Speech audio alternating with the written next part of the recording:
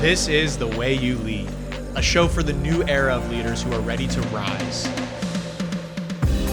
I'm Joshua Church, and every week we explore how to lead from the inside out with strength, heart, and authenticity. Through stories, strategies, and conversations with embodied leaders, you'll gain what you need to lead yourself and others in today's changing world. The way you lead matters, and now is the time to step up.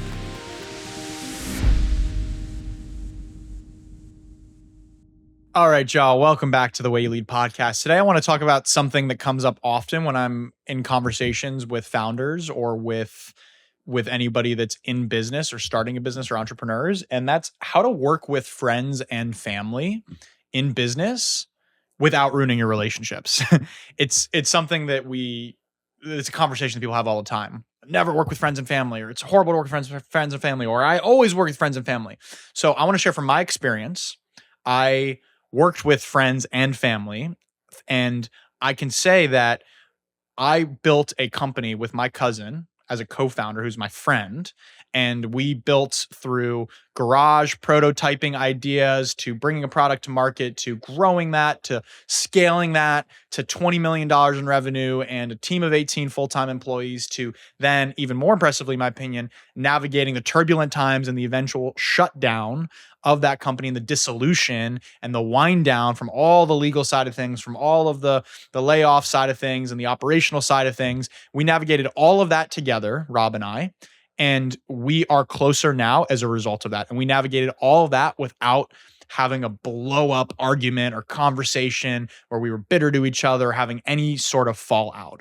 And that's pretty rare, in my opinion, and quite impressive. But here's the thing, it didn't happen by accident. It happened by 4 key frameworks that I'm going to share with you today on this podcast. And in addition to just having Rob, I hired my best friend as our head of marketing. I hired my other best friend as my head of sales. And we had another, I would say, 5-ish of my friends that we hired and that I worked with. So it wasn't just from a co-founder, cousin, family level. It was from a very close and even best friend level that worked with us and navigate all those conversations, all those relationships. And I have relationships with all of them still, which is beautiful in their own way. So I want to share with you today these 4 things. So it's funny. My brain works in the Office references. For those of you who know me, you know that I'm an Office super fan.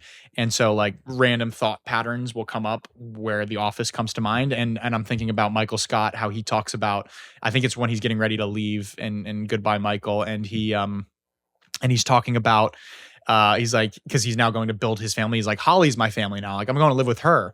And he always referred to the workplace and the coworkers as family. He's like, we're a family. When Stanley wanted to leave, he's like, Stanley, how could you do this to us? We're your family. He's like, no, you're not. You're my coworkers. He's like, you're backstabbing us. Like, we're your family. We love you. And so you really believe like his coworkers were his family. And now he's the beautiful character arc. He's going away and he's like, I can't believe I'm taking this much time to explain this, but bear with me. And he's like going to be with build his family with Holly. He's like, Holly's my family now. And when you get down to it, the people you work with at the end of the day, they're just your very best friends. Not hilarious, but it really can be true. And bless Michael Scott for his perspective on that. So here are the 4 different frameworks that you can use and the important foundational pieces to have to lead in the way when you are working with friends and family to not ruin a relationship and actually instead improve that relationship because it's possible.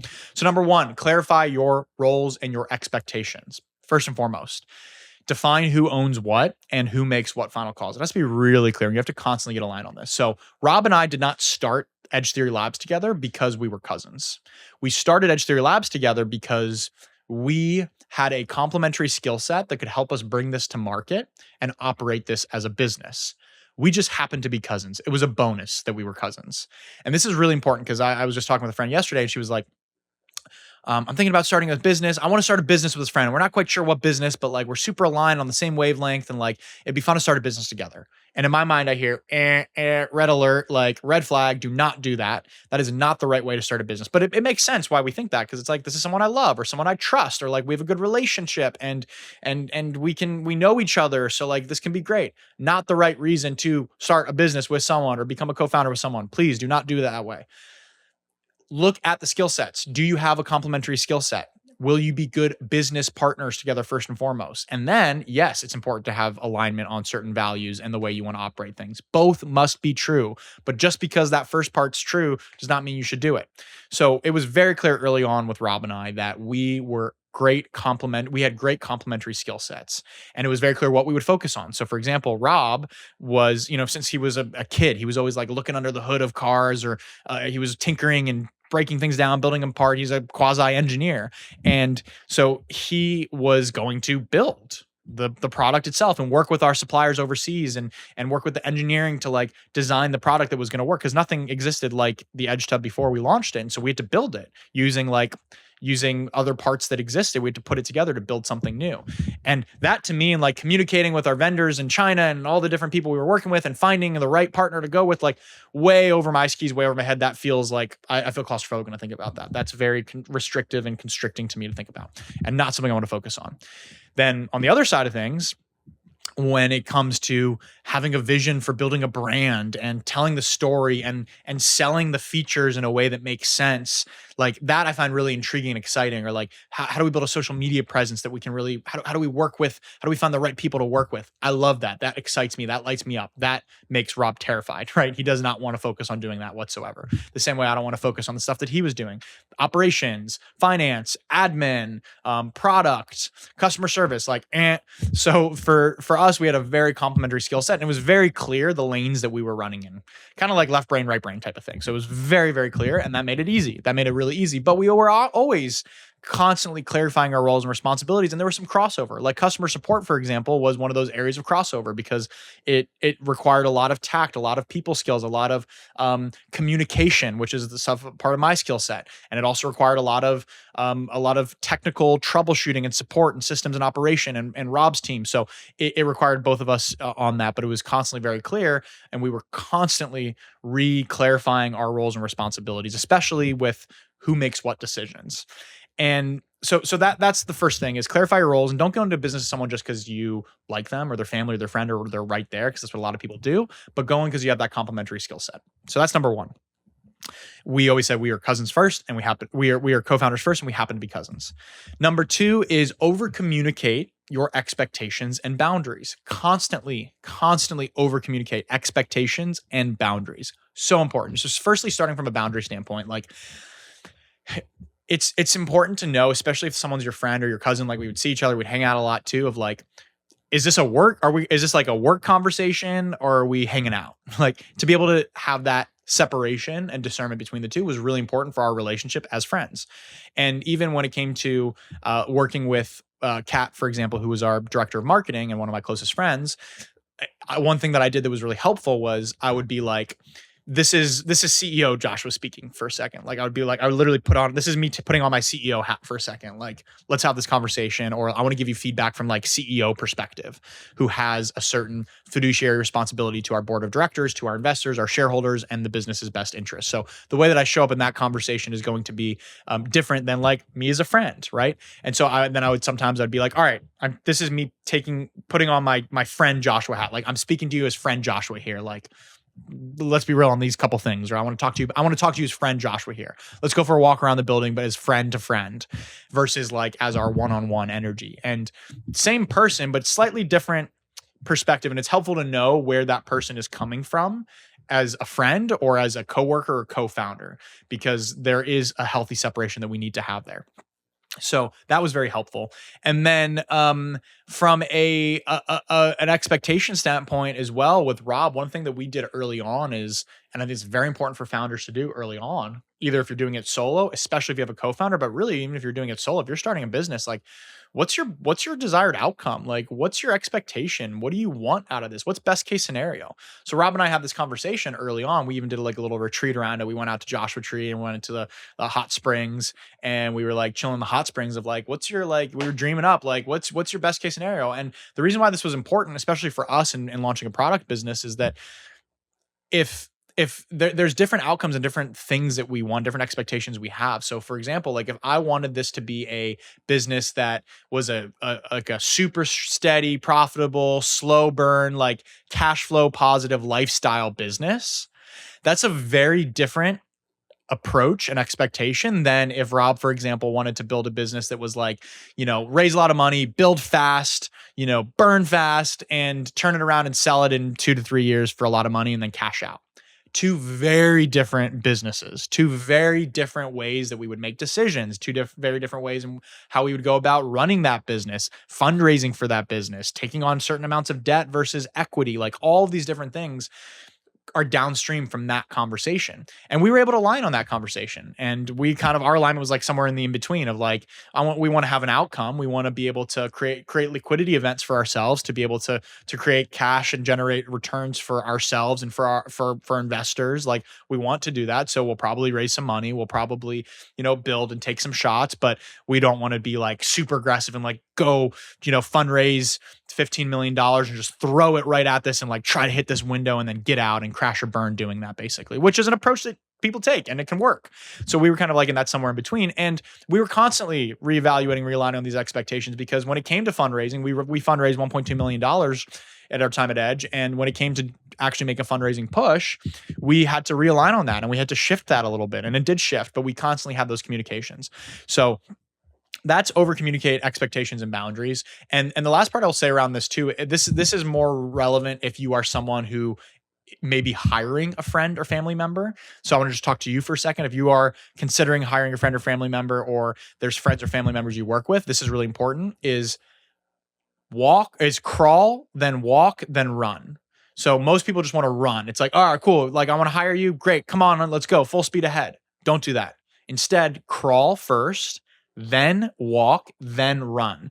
And throughout that process, build out many, many different off ramps where you both can mutually take to be able to end the working relationship and not get deeper into it. So think about it like dating. It's like you want to do like a FaceTime video hang first if you're just meeting someone, or go on a date, a casual date, and then you go on before you do a weekend trip, before you actually become in a relationship together, before you start sleeping with each other, right? You don't want to just jump right into bed with someone. Really important to do this. So I'll give you the example from hiring Chad, my best friend, as our head of sales. We didn't just hire him as our head of sales. We started working with him step by step along the way until it was clear for both of us this was the right fit and this was going to work out well. So what that looked like was, in the beginning, was like, yo, Chad, let's have you come on, because he had an interest in doing that. I had an interest in bringing him on. I knew that he was going to be a good fit, but it was like, all right, let's court each other. We have a great friendship and living relationship. Like, let's now court each other from a work relationship standpoint to see if we're a good fit for each other. And that's the framing and approach that I would use. And so what that looked like was like, all right, cool, Chad, like let's just get you trained up on a commission only sales strategy. It's a bit easier with sales, but you can do it with other functions as well. But for sales, it was like, let's get you trained up, like, so you can be able to do sales, so you can do kind of commission based sales, and we can plug you in here and there. I can hand off a couple sales calls to you, or I can have you help us here with some of the sales overflow that's coming to my calendar, and and just see how you like it, see how it is, and I'll coach you up and I'll train you on how to do that, and then you can be there and you can try it out. Great. Cool. He did it. Amazing. He closes a couple sales. Fantastic. Okay. All right. That feels good. I like that. Now let's do a 1 month trial run. Let's do a 1 month trial where for the next month, we'll do a contract together. We'll pay you base, pay you some commission, and you can go a little bit deeper into not only doing some sales calls here, but help us on these couple other sales initiatives. Great. We do that. Amazing. We get back together at the end of the month. He's having a good time. He likes it. We're having a good time. We like it. We're happy with his results. Great. Now let's go into another extended month or 2 months of independent contractor, part-time sales. Will still kind of ramp you up. And we naturally ramped up until it was like after, I think, 3 months working together. It was 3 months because it was end of November. We started end of August. September, October, November, when we fully extended, here's a full-time W-2 head of sales offer for him. And at that point, it was super exciting to be able to extend that offer. He wanted it. He was ready for it. We wanted it. We were ready for it. And it was fantastic. And so you see, like, along the way, we had very many opportunities to be like, hey, this isn't a fit for the X, Y, or Z reason, or like, let's take this off ramp. You have that opportunity. I have that opportunity. So really good, really important to be able to build those off ramps. So that's number 2, over communicate expectations and boundaries. And I would add kind of the sub to that is build off ramps.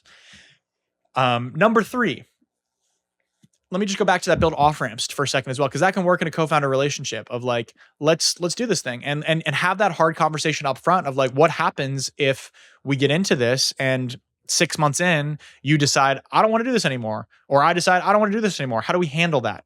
How do we handle that based on what we've invested? How do we handle that based on what the roles and responsibilities are? Have those difficult conversations up front. You'll thank yourself later. Number 3, create a safe space for hard conversations. If I could sum up one reason why Rob and I did not have a major blow up, we never went to sleep at each other angry, right? Like you've seen couples, right? Like we never went to bed at each other mad or angry, or we were always able to resolve things. If I could come up with one thing that you could focus on to help you do the same thing and that I would attribute to that, it's we were willing to have the difficult conversations, and we were not willing to let things fester. So we did that very, very well in a micro and a macro level. Like we literally never once got into a fight because we were willing to have that.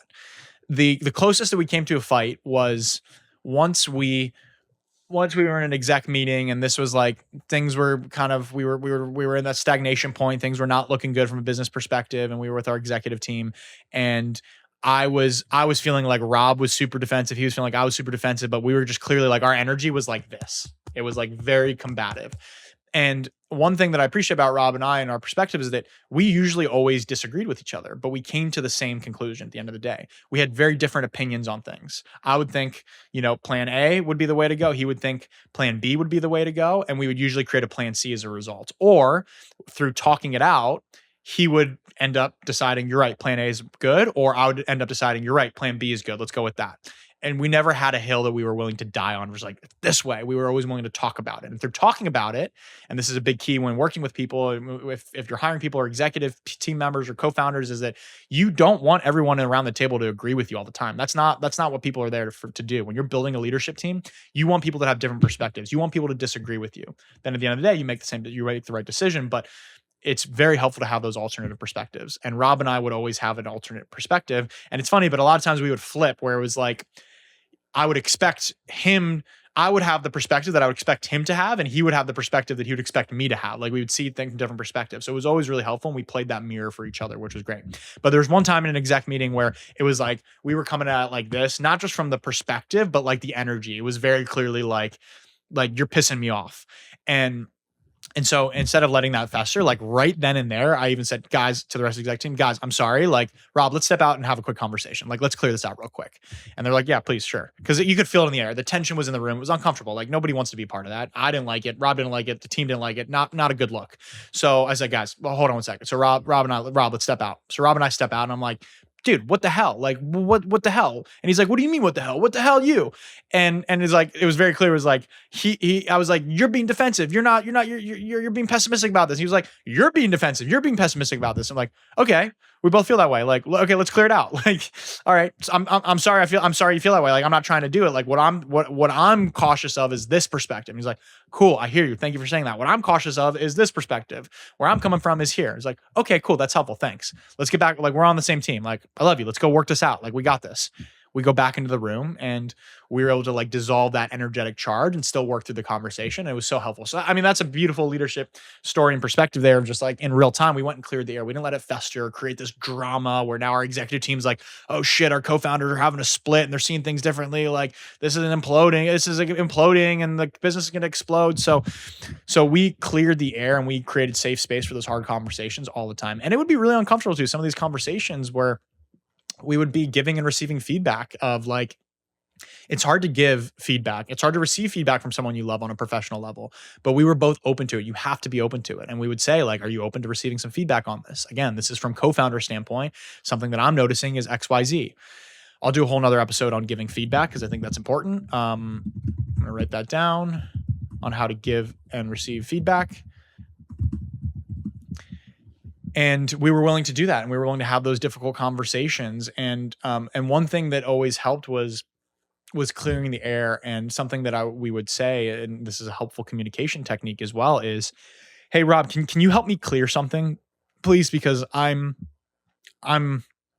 I've got the story in my mind that's tripping me up. Like I've got the story in my mind that it feels like you're wanting to hold us back from going forward with this Sunrise Social Club initiative or this field marketing initiative that I feel really excited about. Like I feel like you're holding us back there. Like I have a story about that. Can you help me clear that story? Sure. I don't feel that way at all. I feel what I'm concerned is that we're going to spread ourselves too thin. Okay, great. Let's talk about that. Right. So that's a literal real example of how a conversation like that went. And that went productive versus me harboring resentment from a story in my mind that I'm making up that without giving them an opportunity to clear it or get down to the root of it. So I know, and that went both ways, of course. So that's how we were able to create a safe space for having those hard conversations and why that was really important. So that's number 3. Number 4, celebrate the journey. Don't just endure it. This is a huge part when it comes to working with friends and family is like, celebrate and have fun along the way. Like it is such a special thing to build something. And it is so much more special to build that when you're having great relationships with people and you have people there that can like enjoy the journey along the ride. Like, I mean, there are certain moments and memories that like I will take with me to the absolute grave with every single one of my friends that I worked with at Edge. And especially with Rob and some of those moments, it's like to have someone that's on the roller coaster with you and in the roller coaster with you that you know is going to be in your life with you versus just like a work relationship that, oh yeah, we did that business long ago. And like, now that kind of like is dead over there, but it's like, no, that stays alive and it's a beautiful thing. So celebrate the journey. Don't just endure it and celebrate the full spectrum of it. I mean, there's so many moments, like I have like little video clips cause I was like, I want to remember this in one day in the future when it's like, it's super late at night and Rob and I are still in the conference room and we're reworking our P&L and we're reworking our budget for the 10th time that year. Cause we're down and we're trying to reforecast properly and we're trying to understand what moves we need to make to cut our budget. And we're just we're in a shitty spot and we're just like, we're in the grind mode. And I'm like, I want to look back and remember this. So it's like, those are the moments. It's like, let's celebrate this. Like, look what we're doing right now. Like it's almost midnight and we're still here on a Tuesday night, like trying to hash this out. Like how cool is that? Or with Kat, when we were building our app and we had those super early mornings talking to our app development team out in Romania, like, and we were there super early and then we were there till super late as the sun was setting, or she would like buzz out real quick to go pick us up dinner and then bring back. And we were just hashing it out. Like those are special moments to have. And we became very close to those moments. And so celebrate those moments, celebrate the journey, and then be there for each other as well. I'll never forget one day, there was many days like this. Unfortunately, it got hard at the end when we were trying to save this business. But one day, I was trying to find Rob. I was like, do you know where Rob is around the office? Like, I see his truck still parked out back. Like, so he didn't drive anywhere. Like where's Rob at? Like, and I'm like going around the office trying to find him. He's not in here. He's not in the conference room. He's not here. And I walk out to the back of the parking lot and I'm like, he's in his car. And I look and I walk around his car and he's got his seat back in his car and he's just like sitting in his car facing the bushes. And he's just like staring off into the abyss with the seat reclined, just in it. And I like knock on the window. I'm like, hey Rob, you good? And he like motions to me. He's like, come on in, come around. So like I walk around and I come in and I sit, and it was a particular tough day. I think we had some layoff conversations coming up, or we had some bad news from our customer service rep or our manufacturer or an investor. I can't remember what it was, but we received some like tough news. It was a tough day. And like, I just got in the car and it was just like, we just shared a laugh and just like sat with each other in silence for like 10 minutes and just sat and just felt that together. Like just felt that. And that was beautiful to be on that roller coaster of just like to be and share presence in that. And then likewise, like we shared in the highs of getting the green light where we knew we were going on Shark Tank, and like to have that like hype up moment where we were like fist bumping and we were chest bumping of like, let's go, like we're going on the show, or when we got our lead investor to come in and cut us a check for $500,000, like to be in that celebration moment. And it's a roller coaster. The startup journey, it is a roller coaster and a half. And so to be there and to be with people celebrating along the way, I mean, I could just talk for days about the memories, like with Chad doing our first business meeting together. We went to college together and we dreamed of one day doing big things. And now our first business trip together is flying out to Chicago to present in front of the MBA Trainers Association and to like work with these MBA coaches and to sell them our tubs and our packages so they can travel with it, and to successfully do that, to partner with the LA Clippers to go to drop off the tub and to meet and talk with these NBA players that we grew up looking up to and like that we love following, to then see them them like asking us questions about our product. Like, I mean, these are stuff, this is just like, just the journey is just incredible. It's a hell of a roller coaster. So celebrate the journey. Don't just endure it. So those are 4 things to focus on of how to work with friends and family. Number 1, clarify roles, responsibilities. Number 2, over communicate expectations and boundaries. Number 3, create a safe space for hard conversations. Number 4, celebrate the journey. Don't just endure it.